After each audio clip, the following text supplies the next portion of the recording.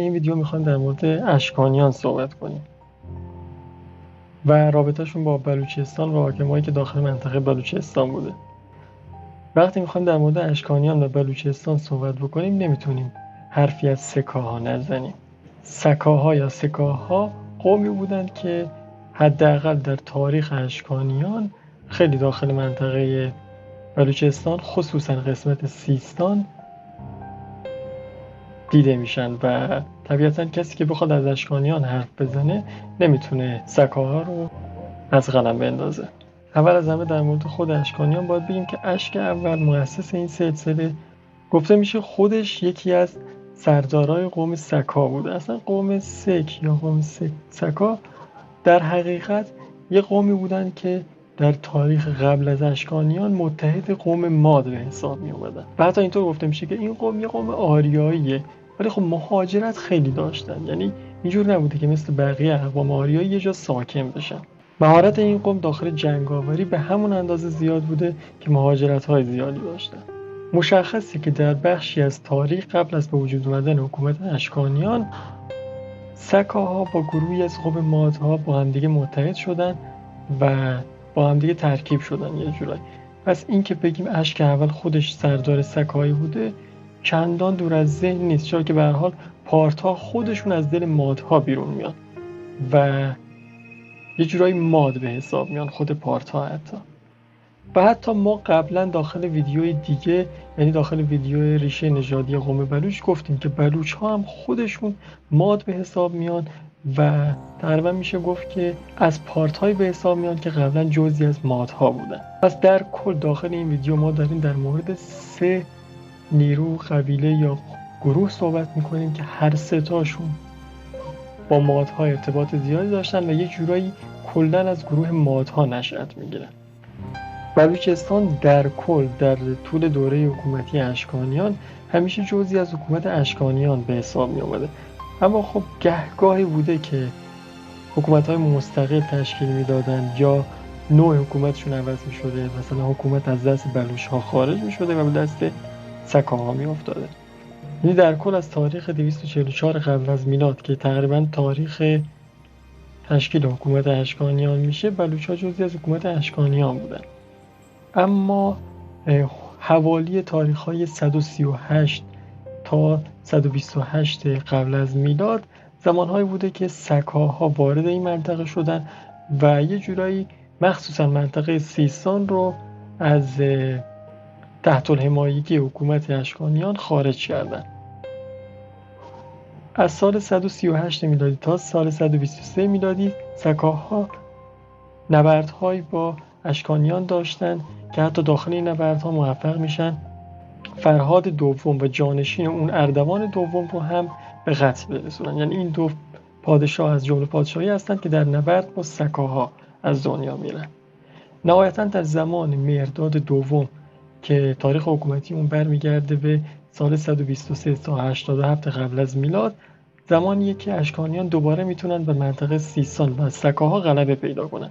در این موقع اینطوره که سکاها داخل منطقه حضور داشتن، ولی خب تحت سلطه اشکانیان در میان.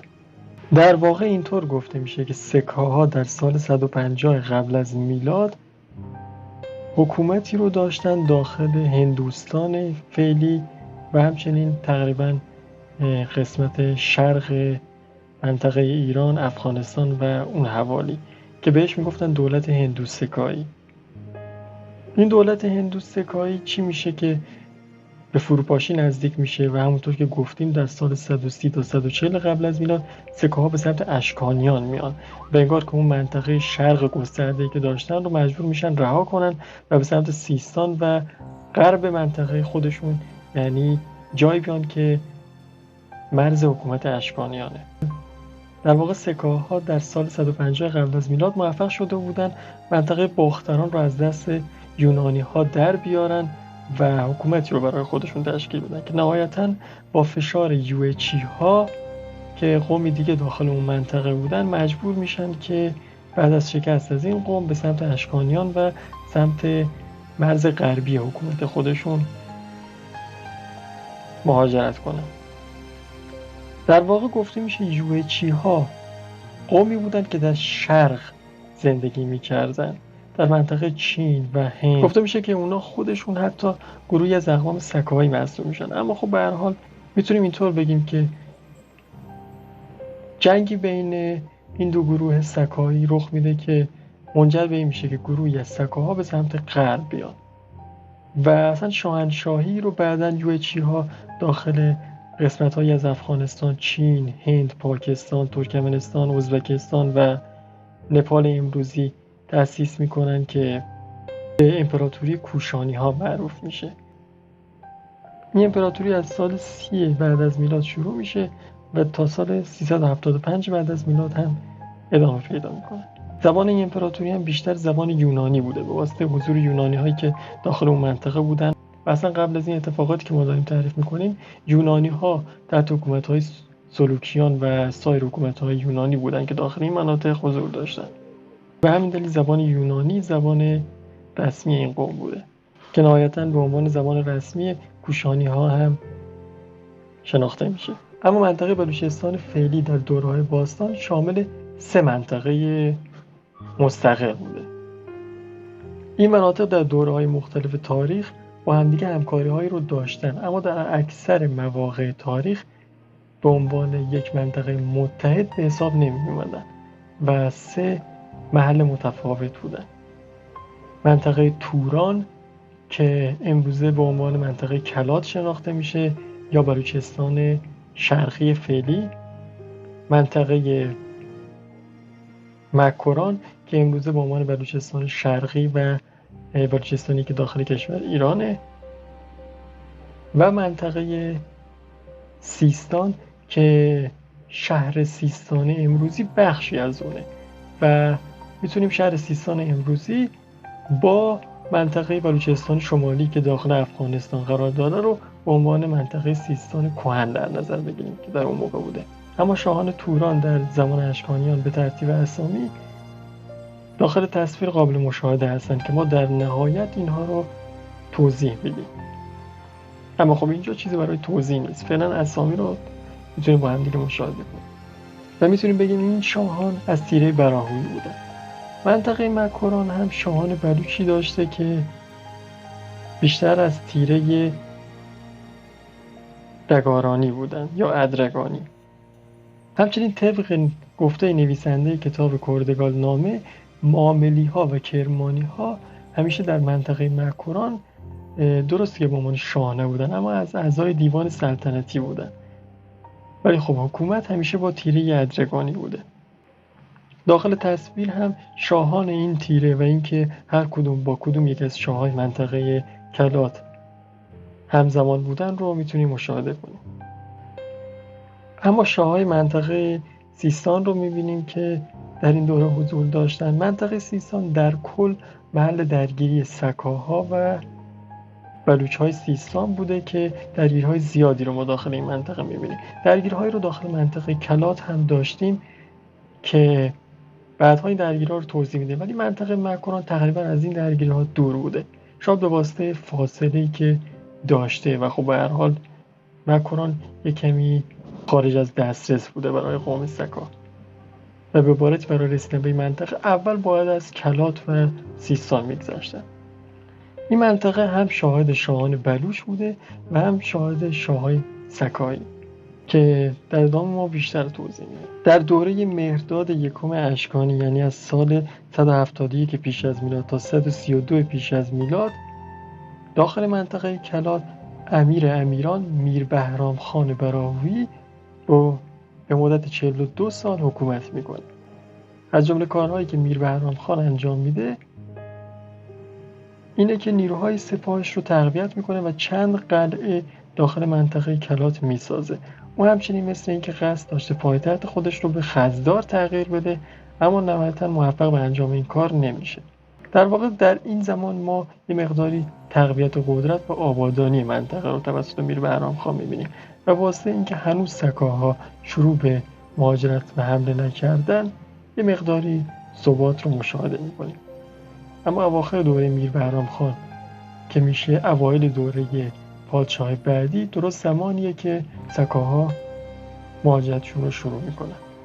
اما در دوره میر شاهداد خان براهویی که 31 سال در منطقه کلات حکومت میکنه، سکاها به فرماندهی توخاست به کلات و سیستان حمله میکنن. در واقع در این دوره نه سیستان سقوط میکنه و نه کلات به دست سکاها میفته. در واقع در این دوره میر نورجان زنگنه پادشاه سیستان، میر درگین ادربانی شاه مکران و میر شاهداد خان براهویی هر سه با هم متحد میشن و از پیشروی سکاها جلوگیری میکنن. اما بار دیگه بعد از زمان میر بهرام خان، یعنی در زمان میر فیروز خان براهویی، یک بار دیگه سکاها به فرماندهی موقوف به منطقه بلوچستان حمله میکنن. اما این بار هم به واسطه اتحادی که بین میر سیامک زنگنه پادشاه سیستان و میر بهرام پادشاه مکران بوده موفق نمیشن که به پیروزی برسن. اما بعد از شکست‌های قبلی سکاها به این نتیجه میرسن که نمیتونن با دشمنی با قوم بلوچ به جای برسن. نهایتاً در دوره میر مهرداد خان براهویی حاکم سکاها که به نام مایسس شناخته میشه اتحاد خوبی رو با میر مهرداد خان برقرار میکنه. میر مهرداد خان که کل دوره حکومتیش به 14 سال میرسه، از جمله پادشاهان براهویی منطقه کلات به حساب میاد که رابطه خوبی با مایسس پادشاه سکاها داشته. مایسس قصد داشته از طریق گذر از منطقه کلات به سمت هند بره و دولت هندی سکایی رو داخل اونجا تشکیل بده. نهایتاً موفق هم میشه که این دولت رو در طی سالهای 85 تا 60 پیش از میلاد پایه‌گذاری کنه. همچنین اون موفق میشه با شکست اشکانیان حوزه‌های مختلف رو از دستشون خارج کنه، از جمله سیستان، قندهار و مناطقی که امروزه جزئی از افغانستان فعلی به حساب میاد. در واقع این تاریخ بعد از پادشاهی مهرداد دوم اشکانیه. به گفته نویسنده کتاب کردگال نامه، یعنی آخوند محمد صالح، در این زمان رابطه بین سکاها و بلوچستان و مردم بلوچ اینقدری خوب بوده به حدی که بسیاری از سکاها جزئی از قبایل بلوچ میشن در این تاریخ و داخل بلوچ ها حل میشن. همچنین اینطور گفته میشه که در این دوره حکومت سیستان از دست بلوچ های نسل ماد خارج میشه و به دست سکاها میاد. بعد از میر مهرداد پسر اون، یعنی میر بهمن براهویی، هم زمانی که حکومت کلات رو به دست میگیره این دوستی رو ادامه میده تا حدی که اون چند طایفه سکا رو با خودش به کلات میاره و اونجا ساکن میکنه. اما بعد از میر بهمن، زمانی که میر بسام براهویی به حکومت میرسه، دوباره حکومت سیستان به بلوچ ها برمیگرده و میر سیاوش زنگنه حکومت سیستان رو بر عهده میگیره. در این دوره امیر مکران هم میر مهرداد بوده. اما ما امروزه اسمی از قوم سکاها نمیبینیم و در کل اینطور گفته میشه که دلیل این نابودی قوم اینه که قوم سکاها قومی بودن که خیلی زود در سایر قبایل حل میشدن و در اتحاد با سایر قبایل خودشون رو جزئی از اونا میکردن. در این رابطه آخوند محمد صالح نویسنده کتاب کردگال نامه مینویسه که پسر میر بسام براهویی، یعنی میر خفی براهویی که 34 سال داخل توران و کلات امروزی حکومت میکرده، در دوره حکومتیش سکاها رو به ضعف میرن و نهایتا تیره‌های بزرگ قوم سکا به نام سلگور و ساگدی از زابلستان به توران مهاجرت میکنن و داخل توران ماندگار میشن. اونها نهایتا بر اساس رسم استخوان شکن که داخل بلوچ‌های باستان رواج داشته، با بستن عمامه بر سرشون سوگند می‌بندن که جزئی از قبایل بلوچ ماد بشن و داخل قوم بلوچستان حل میشن. اما در زمان حکومت میر شاوش خان براهویی که 25 سال در کلات حکومت میکنه، کوشانیان به قدرت میرسن. همونطور که گفتیم کوشانیان امپراتوریه که در چین و افغانستان و بخشای از بلخ و هند و ازبکستان امروزی حکومت داشتن. این حکومت توسط یوئچی ها که حتی گفته میشه خودشون قسمتی از سکاها و قوم سکا بودن تأسیس میشه. به مرکزیت بلخ و این حکومت به بلخ بسنده نمی‌کنه و مناطق قندهار، زابلستان، کابلستان و خراسان رو هم به تصرف خودش در میاره. اونطور که تاریخ تقریبی تأسیس این حکومت برمیاد چیزی بین حدود 30 تا 80 میلادی زمان تأسیس این حکومت و به قدرت رسیدنش بوده. در واقع در این دوره بار دیگه بعد از فراز و فرودهایی که منطقه سیستان و زابلستان داشته دوباره حکومت به دست غیر بلوچ ها میفته که این بار این غیر بلوچ ها یوئچی ها بودن و به همین دلیل که ما در کل پادشاه بلوچ در دوره اشکانیان خیلی کمتر از سایر مناطق میبینیم داخل سیستان، در صورتی که داخل مکران و کلات تقریبا در طول دوره اشکانیان همه پادشاه ها از قوم مادهای بلوچ بودن. اما در دوره میرمرادان براهویی که 17 سال داخل کلات حکومت میکنه و دوره حکومتیش با میرشیران ازرگانی یکیه و در واقع زمانی که داخل سیستان ما پادشاه بلوچ نداریم، حاکم سند به نام مانیا با 2 فرماندهش به نام گنگو و بندان به حکومت بلوچ ها داخل کلات بار دیگه حمله میکنه، اما این بار هم موفق نمیشه که کلات رو به تصرف در بیاره. در کل مناطق کلات و سیستان همیشه جزو مناطقی بودن که بسیار مورد حمله قرار میگرفتن به نسبت منطقه مکران، چرا که یه جورایی منطقه سیستان و کلات خودشون سدی بودن در برابر دشمنان و کسی اگه میخواسته به مکران حمله کنه باید از این مناطق میگذشته و یا اینکه اگه نمیخواسته از این مناطق بگذره باید از طریق مرز آبی به مکران حمله میکرده و یعنی مرز خشکی دیگه این نداشته مکران. در غرب که اشکانی ها بودن،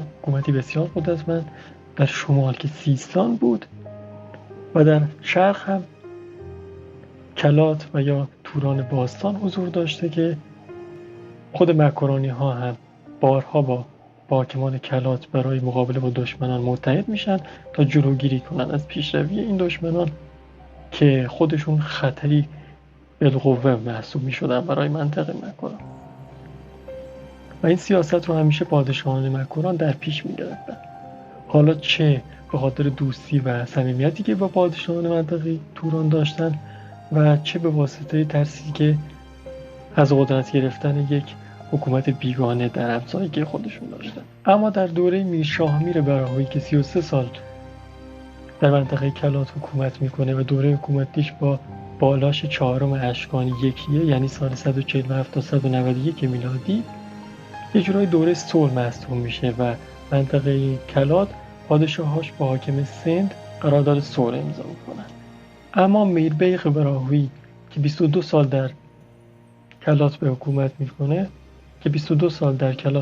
میکنه زمانی که مبلغان بودایی به توران و مکران میان و به تبلیغ دین بودایی میپردازن.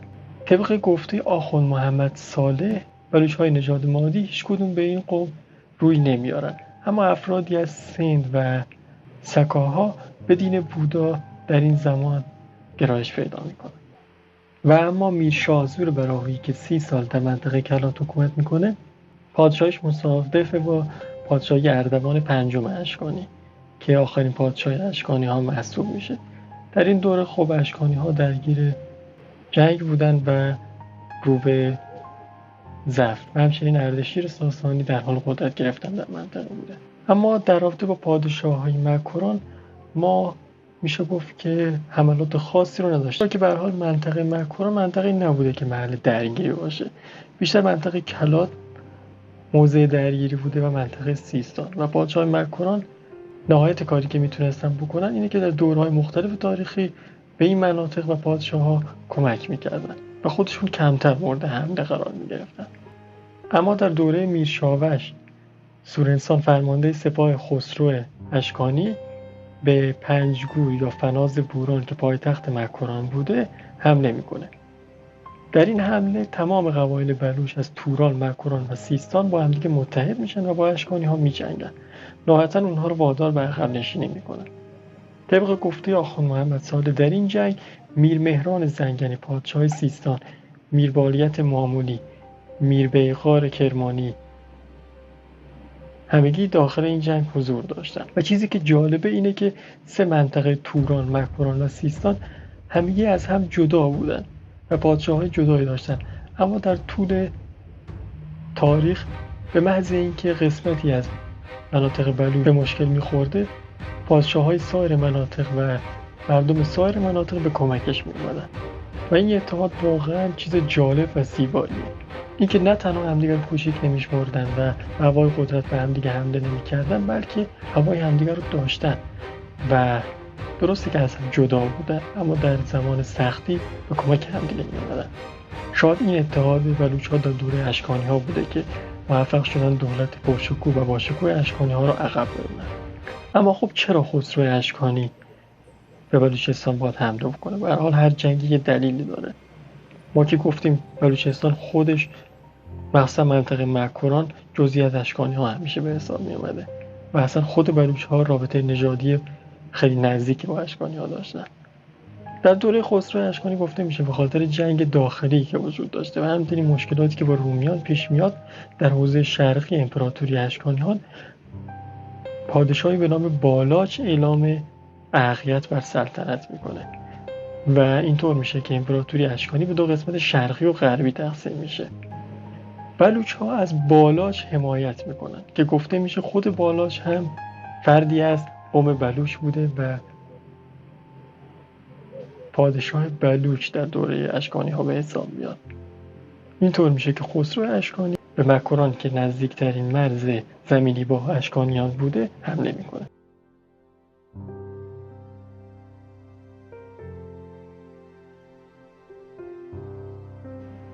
اما در رابطه با شاههای منطقه سیستان ما قبلا داخل قسمت پادشاههای کلا توضیح دادیم خیلی از چیزها رو.